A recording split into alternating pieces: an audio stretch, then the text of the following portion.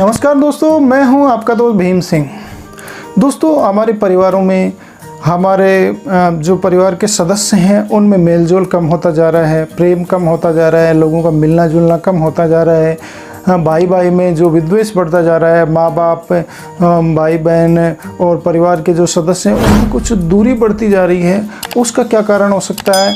एक कारण मुझे साफ साफ नज़र आता है, विशेषकर ग्रामीण क्षेत्रों में और शहरों में भी कमोबेश यह पाया जाता है।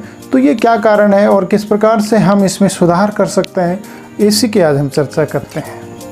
दोस्तों, आपने कभी गौर किया है कि नहीं किया मुझे पता नहीं है, परंतु मैंने बहुत ध्यान से इस चीज़ का विश्लेषण किया है और इस पे नज़र दौड़ाई है कि घर में एक होती है डाइनिंग टेबल, और डाइनिंग टेबल की जो भूमिका होती है वास्तव में बहुत महत्वपूर्ण होती है। और अगर डाइनिंग टेबल का हम सही से उपयोग करना सीख गए या उसको प्रॉपर यूज करना सीख गए तो निश्चय ही हमारा खोया हुआ प्रेम लौट सकता है और हमारा जो भ्रातृत्व भाव है, जो परिवार में जो एकता की डोरी वो टूटने लगी थी, वो वापस जुड़ सकती है दोस्तों।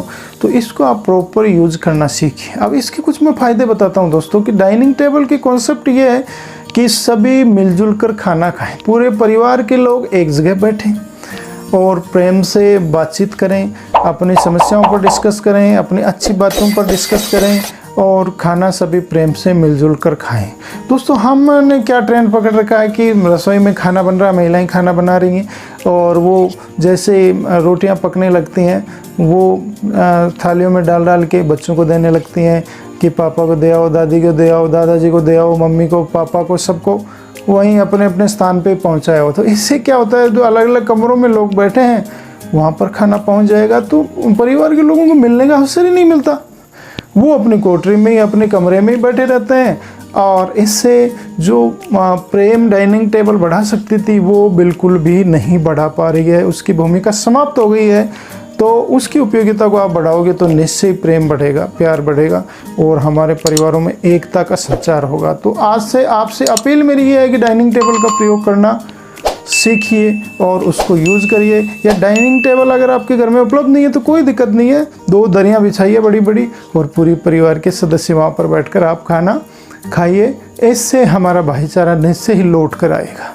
तो दोस्तों, मेरा सुझाव यही है कि आप प्रत्येक कमरे में खाना मत पहुंचाइए। इससे सबसे बड़ा नुकसान ये है कि न तो पर्याप्त ढंग से खाना खा पाता है कोई भी सदस्य, क्योंकि बीच में बच्चे पहुंचाते हैं तो कई बार सब्ज़ी नहीं पहुंच पाती है, कई बार रोटियां नहीं पहुंच पाती है, कई बार छाछ दही दूध नहीं पहुंच पाता है या और कोई जो आइटम होता है वो ढंग से डिस्ट्रीब्यूट नहीं हो पाता है, आधे भूखे ही लोग खड़े हो जाते हैं।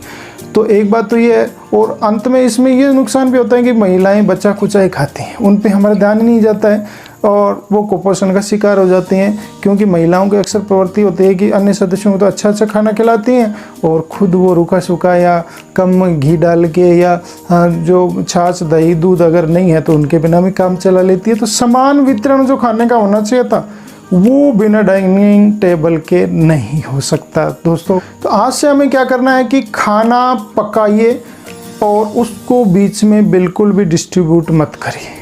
आप हॉटपॉट लाइए और उसमें गर्मा गर्म खाना रहेगा, कहीं कोई दिक्कत नहीं है। पूरा खाना बनाइए आराम से, ऐसे टाइमिंग सेट करिए पूरे सदस्यों का कि भाई हम 8 बजे से खाना खाएंगे, सभी को यहाँ आना है, डाइनिंग टेबल पे बैठना है, सभी मिलजुल कर खाना खाएंगे और बहुत ही आनंद का माहौल बनेगा। देखिएगा आप, तो पहले डिस्ट्रीब्यूट नहीं करना है, खाना पहले नहीं देना है। किसी को ज़्यादा भूख लगती है, बच्चों को ज़्यादा भूख लगती है तो आप दिन में ज़्यादा रोटी बनाती हैं, उनमें से आप पहले दे सकते हैं उनको, कहीं कोई दिक्कत नहीं। छोटे बच्चों की बात है। या ऐसे टाइम सेट करिए, जल्दी बनाइए खाना। विद्वानों ने यह भी कहा है कि जितना जल्दी खाना खाया जाता है उतना ही अच्छा पाचन होता है उसका और हमें ज़्यादा नींद नहीं आती है। शाम को पढ़ाई लिखाई भी कर सकते हैं, अन्य कार्य भी हम आसानी से कर सकते हैं।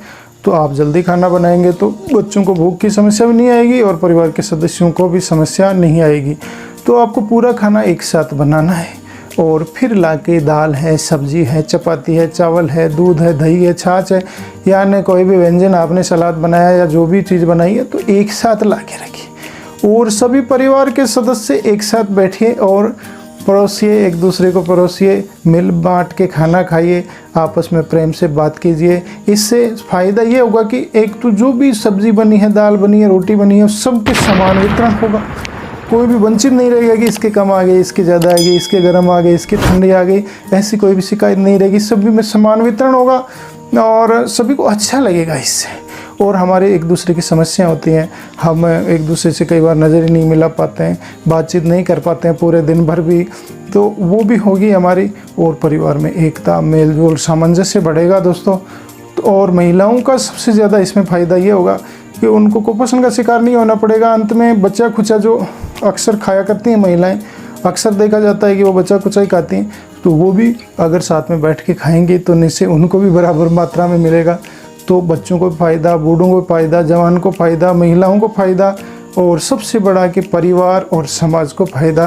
क्योंकि पूरे परिवार में जब समाज में एकता होगी, भाईचारा होगा, प्रेम होगा और एक दूसरे में सामंजस्य होगा, मिलना जुलना अच्छा होगा उनका, तभी हम बहुत सारे सामाजिक कार्य अच्छे तरीके से कर पाते हैं। तो दोस्तों ये मेरे कहने पर आजमाइए, आप डाइनिंग टेबल का प्रयोग करना सीखिए और प्रेम से एक साथ खाना खाना सीखिए। इसमें आपका कल्याण होगा, आपके परिवार का कल्याण होगा, आपके परिवार के सदस्यों का कल्याण होगा। तो दोस्तों ये आजमाइएगा, ये मेरी आपसे अपील है। आपने हमें सुना, थैंक यू, धन्यवाद। चैनल अच्छा लगा तो सब्सक्राइब अवश्य करिएगा। शुक्रिया।